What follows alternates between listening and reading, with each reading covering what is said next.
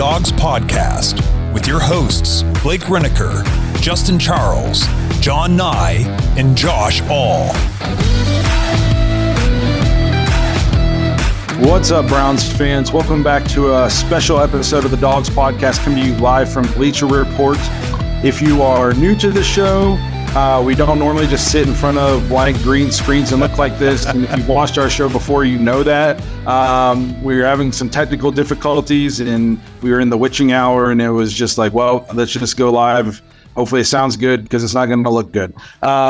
We appreciate everybody being here. I'm Blake. I have Josh All with me. We are two of the four hosts of the Dawgs Podcast. If you're new to this show, if you are liking what you see and you want to watch more of us, you can find us on Facebook, Instagram, Twitter, and TikTok. If you haven't already, please subscribe on YouTube. Make sure you tap the notification bell so you never miss any new content we put out. We go live on YouTube pretty frequently, so you don't want to miss any of that. You can also find us on Apple, Spotify, and Google if you prefer to just listen to your podcast.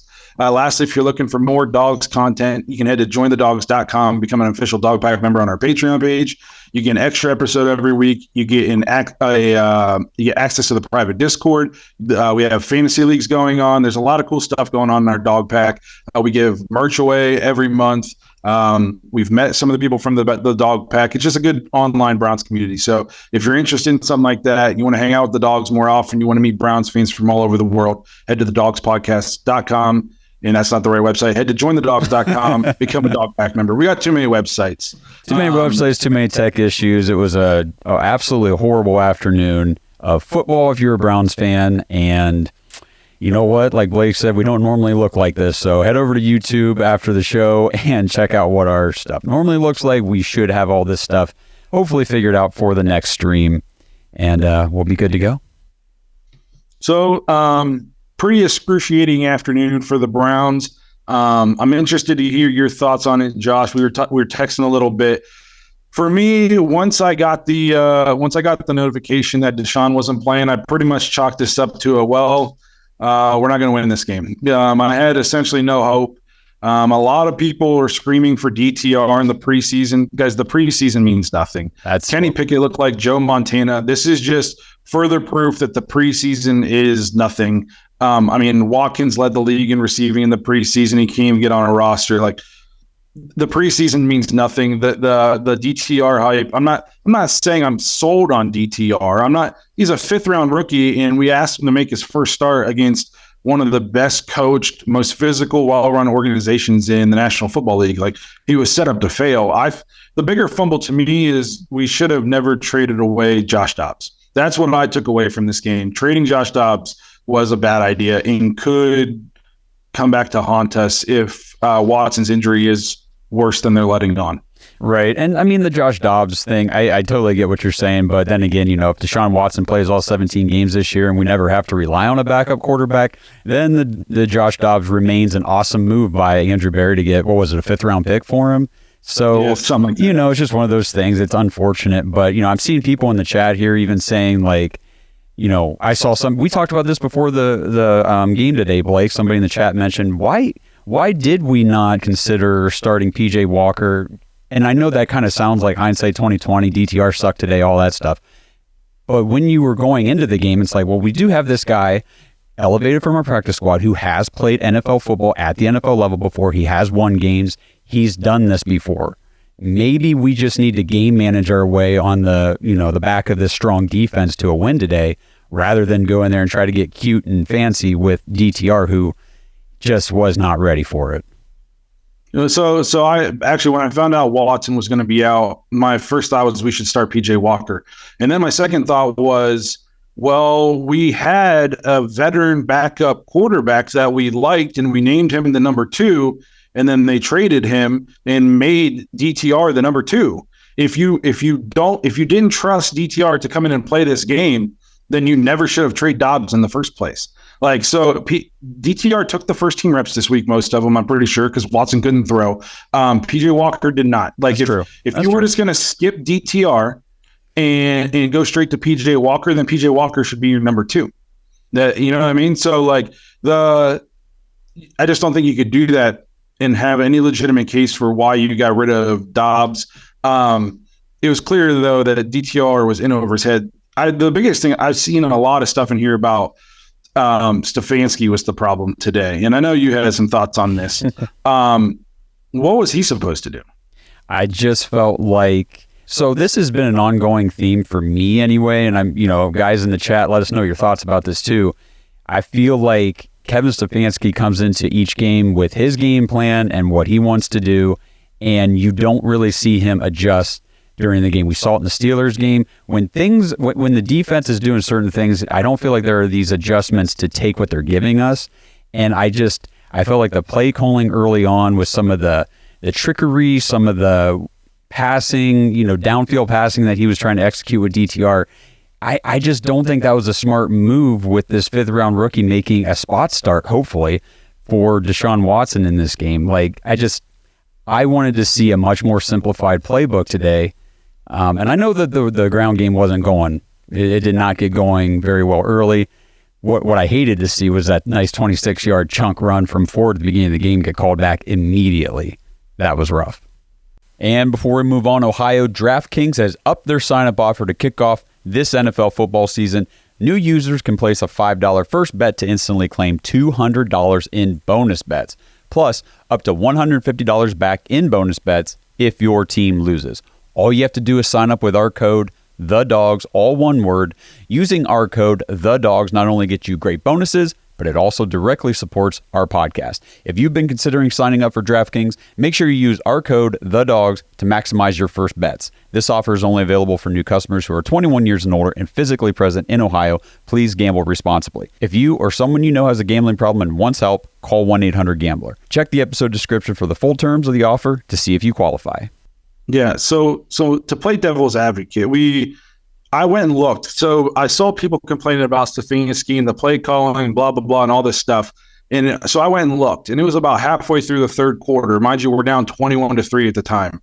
And it was basically 50-50 run pass. I feel like he kept it extremely conservative. If you're losing 21-3, you're throwing the ball every play. I mean, your quarterback probably gets to 50 passes. He only threw 35 passes today. We only ran the ball for 3.7 yards a carry, and we got some crap stuff late. I went and looked at power rate through the third quarter, and we were averaging like 1 yard a carry. Yeah, it was not good. The ground game was not going. I actually would make the argument if there's ever going to be a game where Stefanski was going to get cute and try to do a little trickeration to get the offense going, this would be the game to do it. You weren't going to move the ball on the Ravens with DTR at quarterback. You just weren't. Think about this as a team. You're built around Chubb. You're built to block for Chubb. Everything's built around Chubb. You lose him. You adjust the offense. You build it around Deshaun. Last week, we see this open offense for Deshaun. You lose Deshaun. There's only so many things a team can lean on. You know what I mean? Like, what else? You couldn't lean on the run game. You couldn't lean on your core. What are you supposed to do? So get a little tricky. What do you got to lose? You're probably going to get spanked anyways. I think we ran one trick play, and it wasn't even really a trick play. It's a reverse. And I would bet my paycheck that Stefanski didn't say, hey, Elijah Moore, take this reverse and run 30 yards backwards. I guarantee you that's not what he coached him up to do. Well, for me, the play that got me very hot and infuriated, and again, chat, let us know if this was the one for you guys. It was the Harrison Bryant snap where it was 3rd and 1, and it was like, and then they flip it out to DTR or whatever, and he throws it downfield, and it was that the interception, or it was almost picked? He threw 3 interceptions today and should have had like 7 or 8, honestly. I mean, there were some really bad passes. So it was kind of that thing where it's 3rd and 1, you're trying to get down the field, just get the first down. I mean, I know that they're tough against the run, but I don't know. It was just questionable for me. I think you were going to be lucky to score 10 points in this game. Well, and we came in knowing that the Ravens defense is very good against the run, just like the Browns defense came in very good against the run. So, I mean, it was going to have to be Deshaun Watson's arm, making the plays on offense today, and unfortunately, we didn't have it.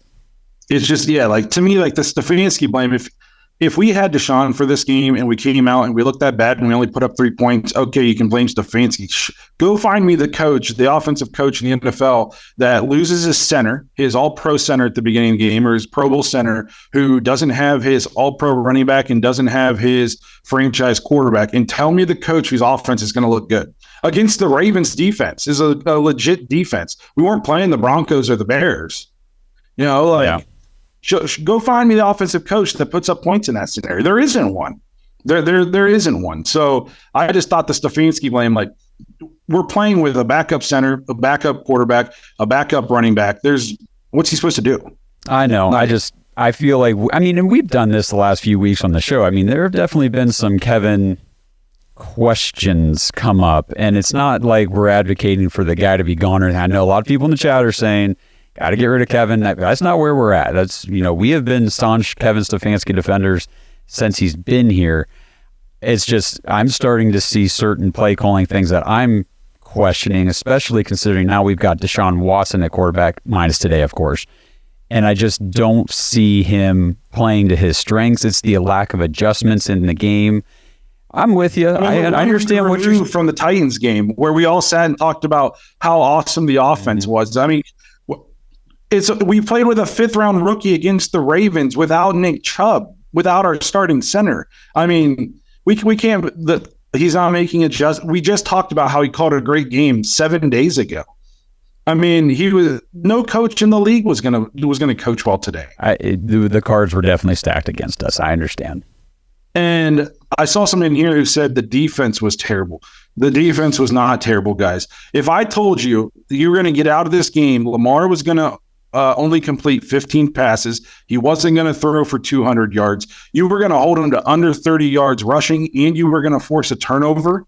And you would not think you're going to lose this game 28-3. The problem is they're on the field the whole game. One, we gave them the ball at the 10-yard line or whatever it was at the beginning. Yeah, that was. They still have only, and then I think their last score came off a turnover. We've still only had 2 legitimate drives against us all year. And I understand the defense has been like out of this world, historic. We're playing against other NFL players, other NFL coaches. This guy's a former MVP.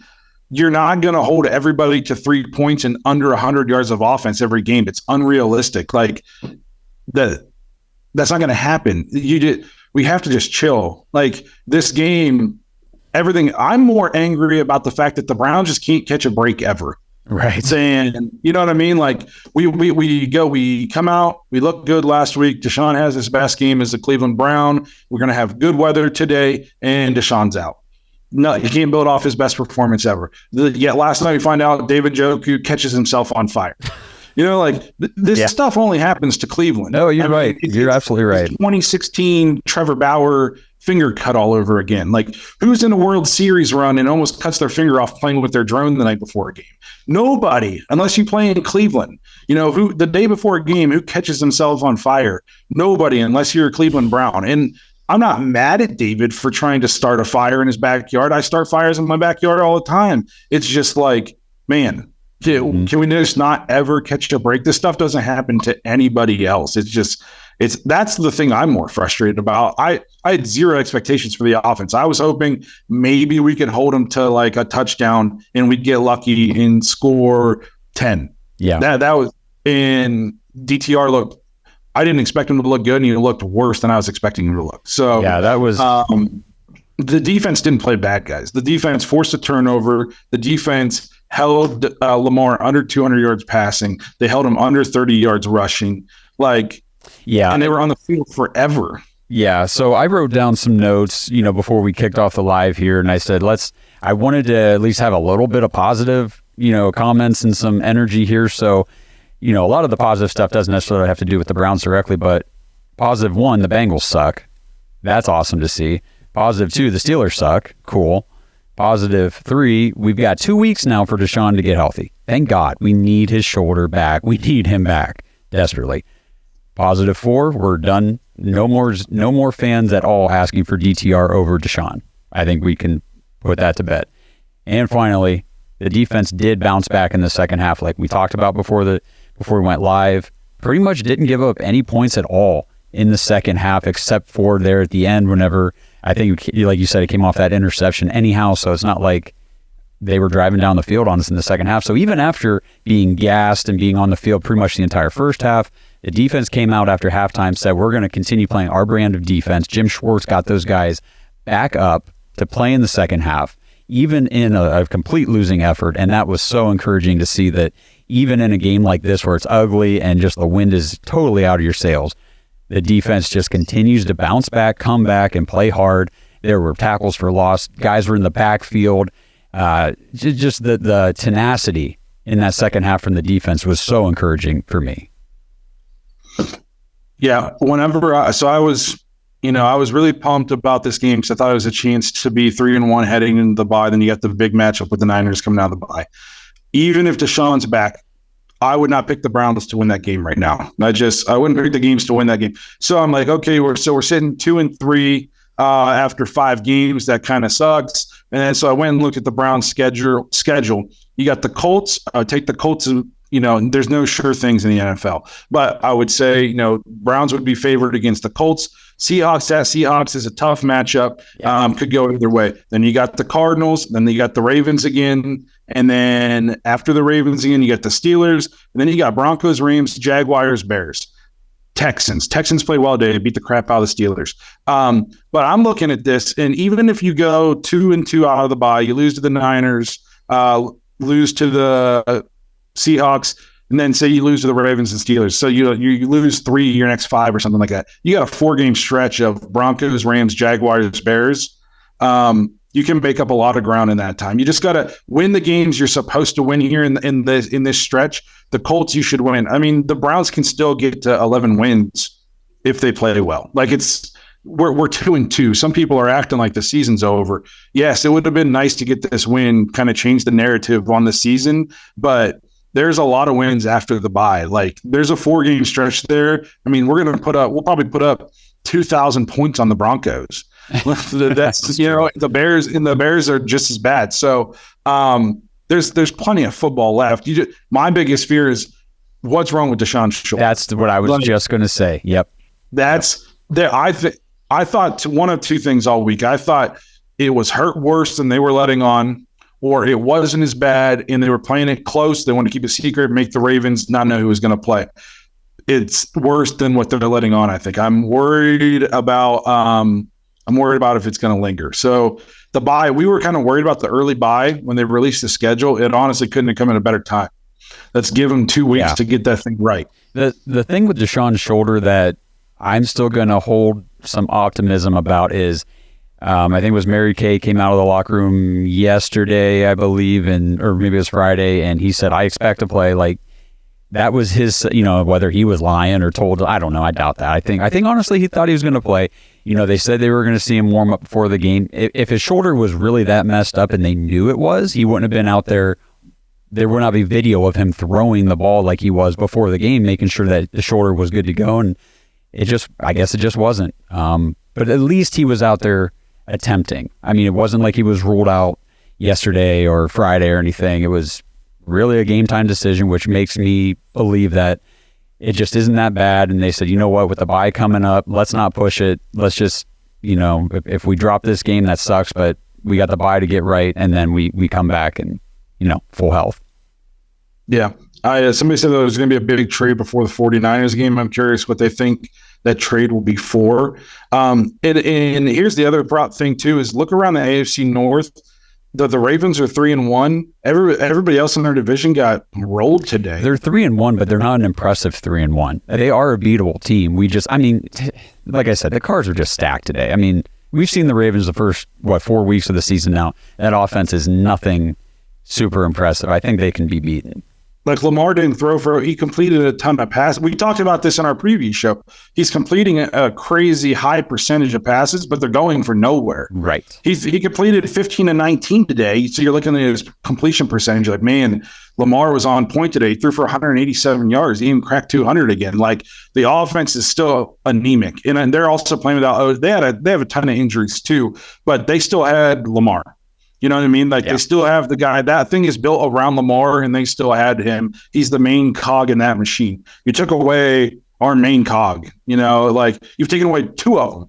We didn't, you took away Chubb 2 weeks ago, and now we didn't have Deshaun. There's only so much an NFL team can do. I mean, especially it's not like we were handed a break. We had a cake game today. We're playing a division opponent coming off of what they would probably consider an embarrassing loss. You know what I mean? So you knew they were going to card stacked. And I thought if you can get out of this thing and get an ugly win, that would be cool, but I didn't expect it at all. It kind of went that's why normally if you watch this after the Steelers game, I was distraught. I was distraught because I expected to win that game. The expectations were so low for this game once they ruled Deshaun out that it is what it is. It sucks, but we got a lot of football left. And the defense is clearly still going to keep us in every game. Halfway through the third quarter, we were still in this ball game. Yeah. It was, we were still but the offense just couldn't do anything. So the defense is going to keep us in a ton of games. We're not going to face the best running quarterback of all time every single week. We just got to get Deshaun healthy. That's the thing. If we come back and Deshaun's 100% healthy and the offense still looks like garbage, then I'll listen to your Stefanski criticism. But today, there's nothing to criticize. I mean, nobody would do anything. Yeah. I watched Kyle Shanahan. Everybody considers he's like the greatest offensive coach ever. Before Purdy got there, without Jimmy G, his win percentage was awful. Mike McDaniel last year, everybody loves McDaniel. When Tua wasn't healthy, how many games did they win? It turns out the quarterback's an important position. So it is what it is. It's an important position. That's why the Browns went out and they did what they did to get Deshaun Watson. And yeah, the preseason definitely fooled a lot of people into thinking, well, maybe DTR could beat the guys. We can't be doing that. We said that so many times on the show. Like, it's not real. The preseason football it's not real football. This was real football. DTR's a rookie. Rough game, probably about as bad as you'll ever see him play in his career. So we'll move on from that. Do you want to talk about the defense a little bit? How'd you feel about the defensive line, Myles Garrett? I see a comment here. Yeah. It says, despite the 2-2 start, problem is Stefanski's failing to adapt, and it's clear he's hurting the team. Great example. Woods lost the defense and was fired. Schwartz comes in and mostly same defense, just a few new pieces, and it's a top 5 defense. Schwartz should be head coach. That's literally a lot of lies. That's first of all, it's not just a few new pieces. We went from the worst defensive line in football to the best defensive line in football. We added Juan Thornhill. We have a healthy Emerson, a healthy Ward. Like, it's not just a few new pieces. It's a few very important new pieces. I'm not underscoring or underselling Schwartz's impact on the defense. Let's not pretend like we didn't hand him a way better situation than what Joe Woods has. Now, Joe Woods wouldn't still have this defense playing the way that they are, even if he was still here this year with these pieces. But it wasn't just a couple new pieces. We gave him a completely revamped defensive line, perfect to fit what he wants to do on the defensive side of the ball. Second, I know you want to complain about the offense, but I'm pretty sure at least in yards we're top 10 coming into this game. We're probably not there anymore. We were top 10 or top 12 or something like that in terms of yards in a game. So the offense, despite playing in terrible weather, despite losing Nick Chubb on the 7th play of the game or whatever it was, the offense has still put up yards this year. So it's week 4.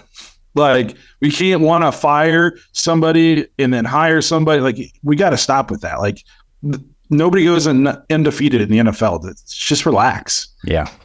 Yep. Like you said, good thing that the bye week is here, because before the season we were saying, oh man, week 5 bye, that sucks. It needs to be later in the season. Little blessing in disguise now that it's here. We need to get right. We need to get healthy. And then like you were talking about with the rest of the schedule, we can make some things happen. We're going to be okay with this defense, man. I'm good. I'm happy with where we can go. We just got to get Deshaun healthy. We'll be okay.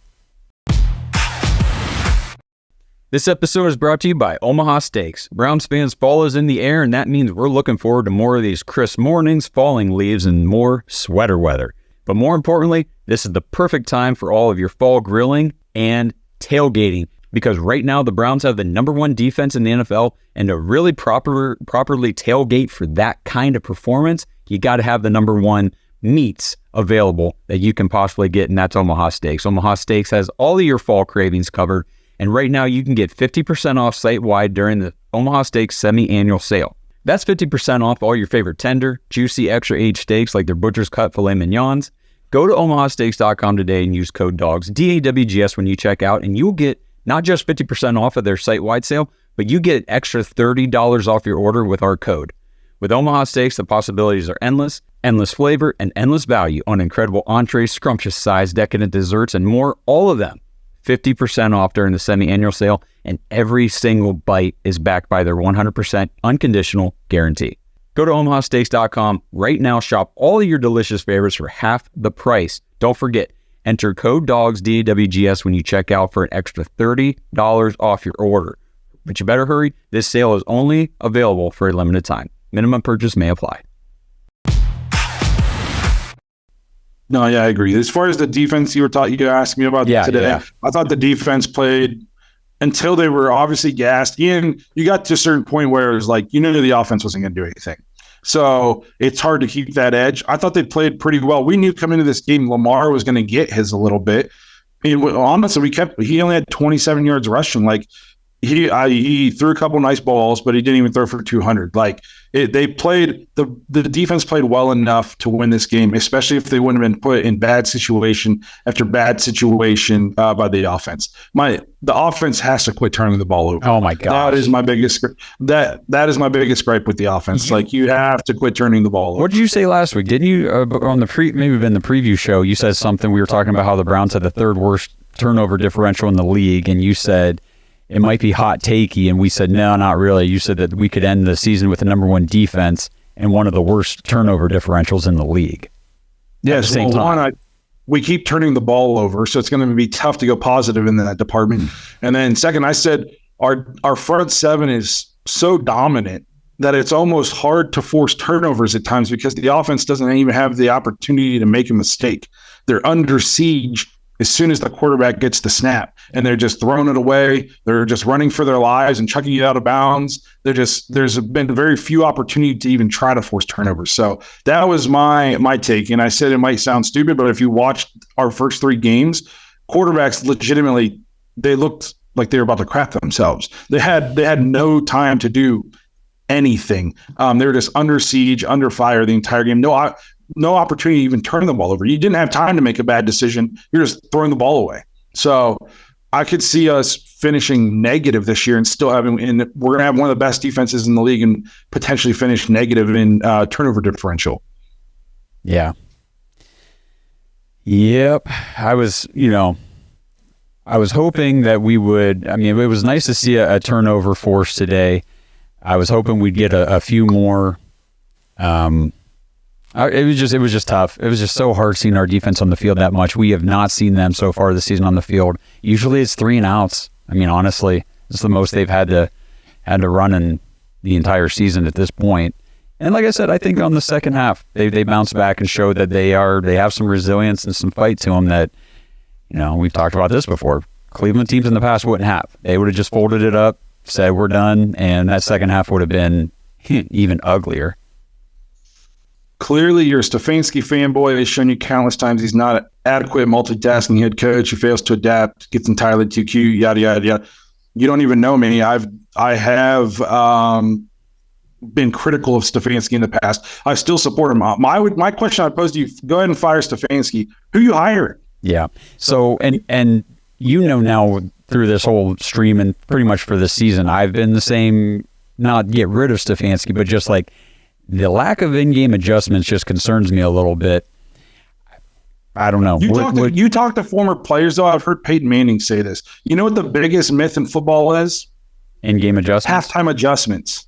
It's not a thing. You practiced all week. You had a game plan. Like, it's that. You know what they do at halftime? They go in and some of them take showers, some of them take dumps, they eat something to drink, they might snack on something, and they go back out and play the second half. Peyton Manning said the biggest myth in football is halftime adjustments. It's not a thing. It's not a thing. Like Stefanski, I have been critical of him in the past. I was critical of him after the Steelers game. Today is not the time to be critical. What did you want him to do? Just turn around and give them to our second string running back every play? Like, what was he supposed to do? There was no winning this game unless DTR turned out to be Brock Purdy. Well, it turns out he isn't. He's not even so close. There's just it is what it is. There's nothing we were going to do. No, and all it's going to take is coming out of the bye week, in week 6, and the Browns, we'll come out, somehow we'll beat the 49ers, and then everybody's on top of the world again, and the Browns are the best team in the league, and then we'll turn around who's after that? The Colts will turn around and blow it. It's just, I think we just need to stay even keel. I really do think behind this defense, I mean, Brock Purdy's not Lamar Jackson. Yeah, he's not going to be able to move around, make plays. If he can't get the ball out quick, like his system is designed to do, to, the playmakers where they're supposed to be, if we can get that pressure on him, really CMC is pretty much the only thing in that 49ers offense that worries me. And then I'm just pumped to see our defense back out there. You're just going to bypass the play calling comment. This is not just not a today issue. It's a game issue. Again, we were top 10 in yards before this, scored above 20 points in every game but the Steelers game. No, did we even score? No, I don't remember what the score of the Steelers game 22. was. We had 22. Again, and Stefanski gave Baker Mayfield and Jacoby Brissett career years, top 10 in QBR. So is he perfect? I've never said he's perfect. I think just so many people are unreasonable in their expectations of what a coach really controls. Like people complaining about the reverse. Again, other teams call reverses. He didn't tell Elijah Moore to run 40 yards backwards. Like, he's still a professional athlete. Yeah. You know what? Let's talk about that play real quick. What is Elijah Moore doing this 2 weeks in a row? I'm sure it's been more than that, but just last week, the fumble where it's just like, dude, just hold on the ball. You're a smaller guy. You're getting hit with defenders. Just take what you got. And then today it was he started to go backwards, and as soon as he started to go backwards, he went more and more. It was like digging a hole he couldn't get himself out of, and so he was 20 yards gone, and it's like that killed us. That killed that entire offensive situation right there. What today kind of reminded me of was Deshaun was out, and a lot of people in the offense looked like they were trying to do too much to overcome for Deshaun not being there. DTR was trying to make plays. You saw him pitch it out of bounds.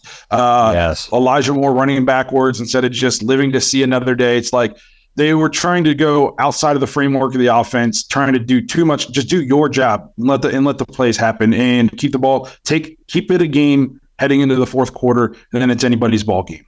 It's just too many guys trying to do too much and make a play, and that's when you get stupid. That's kind of my takeaway from that. No, I totally agree. And, we talk about the situation today and everything, but I mean, the tough conversations will have to come regarding Kevin, whether people want to have those conversations or not, if the team continues to lose, which I don't anticipate. I don't anticipate this to be a bad season or a losing season. I think we're going to be okay. Deshaun Watson's, shoulder pending, but as long as he's healthy and this defense continues to stay healthy as well and play like this, we're going to be okay. Yeah. Yeah. No, I completely agree. Last two. Andrew Jackson, I see one thing here. He says, "Are you scared that we look bad after bye weeks?" I actually looked up those stats, and now I got to try to find where I had those at. Or where those were, but well, I don't want to put a damper, but I think we're going to look. There's a potential that we're going to look bad after this bye week. So we'll see, because the Niners are a different breed. They're a complete football team. A lot of those guys have been playing together for a while. That's going to be a tough game. So Kevin's record after bye weeks is actually 2-1. In 2020, the Browns came out and beat Houston at home 10-7. 2021.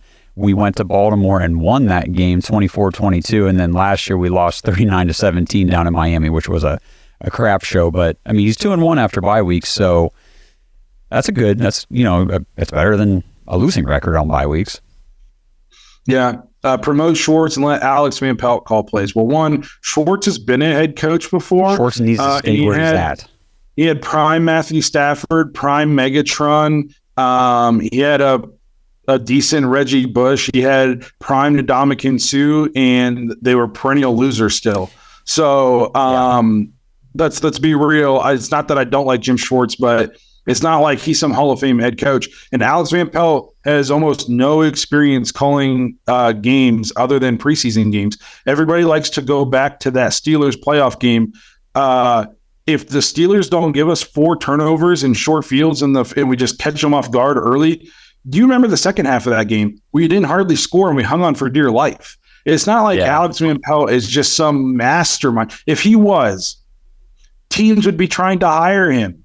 Other teams' offensive coordinators are getting hired. Eric Bieniemy got hired even though he didn't call the plays. Like, if he was some mastermind, the league would know and people would be trying to take him away. I just don't understand. Some people I just don't. I mean, like, people thought Freddie Kitchens would be this amazing play caller too, and I mean, yes. So the Jim Schwartz, the head coach type thing, just kind of reminds me of the like, well, Deshaun's not playing great. Let's try DTR. It's, you know what, guys are really good in their role. To Jim Schwartz, look what he's got with this defense. And if he wanted to be a head coach, honestly, he probably could have been the last few years. I don't think it's what he wants. We don't want him to be the head coach. I want him focusing on defense like he has been, because this defense is still what's going to, if we're going to go anywhere this year, it's going to be on the backs of this defense. So we need to make sure that stays the focus right there. And they keep doing what they're doing because it's working. It looked a little rough today. We did talk about why they were on the field for freaking ever, but overall, I'll take this defense still any day of the week. Completely agree. But anything else you want to talk about today's game, Josh? I feel like we covered pretty much everything. Yeah, I'm trying to think if there was anything else. I felt like we had some untimely penalties, just things that, we've been talking about this for every week, minus last week. The Titans game was a pretty complete game, but overall it's been, if this offense could just quit giving the freaking ball away, cut down on these mental mistakes, these penalties, we have a much better record right now than what we do. Our offense is continually gifting the other team points. I mean, even in the Titans game, the 3 points that they got came off of an offensive turnover. So that would be my main focus in the bye week is, one, get Sean healthy, and two, just do whatever you got to do, Kevin. Get this offense cleaned up, buttoned up, and just play mistake-free football. Come on. Yep, it's all going to hinge on Deshaun's shoulder. We got to hope that his shoulder's okay. So, yeah. Well, I don't want to just beat a dead horse and talk about and complain about the same things over again. So we'll wrap this thing up. We appreciate you guys being here with us on Bleacher Report for our first time. Hopefully you guys enjoyed it. If you're new to the show, again, if you're new to the show, we don't normally just sit in front of plain blank screens. We usually look like we're much more professional, but we were having some technical difficulties, and we wanted to make sure we could still just jump on and give you guys the episode we promised. We appreciate you guys being here, old new listeners and new listeners. Hopefully we'll be back on Bleacher Report again sometime this year. Thanks for being here once again. Unfortunate loss for the Browns today, but still a lot of football left to go. Hopefully we get Deshaun's shoulder better. Until next week, though, come see us on YouTube. Come see us on Facebook, Twitter, Instagram, all that good stuff. And kick it with us. We love hearing from you guys. And we'll hopefully see you guys sometime this week on one of our channels. Thanks for listening to another episode of the Dawgs Podcast. Make sure you subscribe on YouTube and follow us on Twitter at the Dawgs Podcast. Get your thoughts on the show at thedawgspodcast.com.